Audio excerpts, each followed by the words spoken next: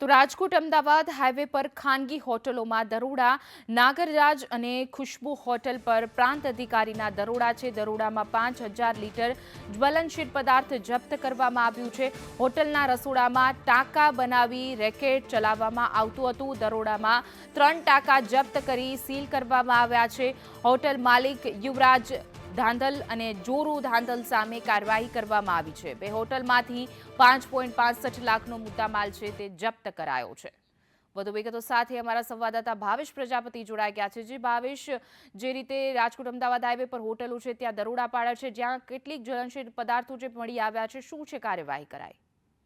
ચોક્કસ વાત કરવામાં આવે તો જ્યાંથી સુરેન્દ્રનગરના નવનિયુક્ત કલેક્ટર તેમજ ચોટીલાના પ્રાંત અધિકારી અને આ બંનેની ટીમ દ્વારા જે કડક સૂચના કલેક્ટરને આપ્યા બાદ સતત કામગીરી છે કરવામાં આવી રહી છે. હજી 2 દિવસ પહેલા જ બાયોડીઝલનો જથ્થો છે ઝડપી પાડ્યો હતો, જેમાં વધુ એક ગેરકાયદેસર જ્વલનશીલ પદાર્થ ઝડપી પાડ્યું છે.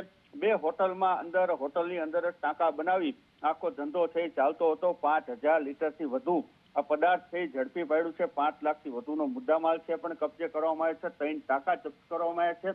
હોટલના 2 માલિકો સામે પણ કાર્યવાહી છે હાથ ધરવામાં આવી છે.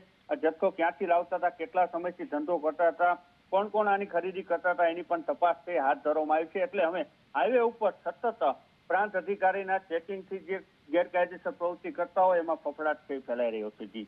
જી ભાવેશ, સમગ્ર માહિતી બદલ આપનો આભાર.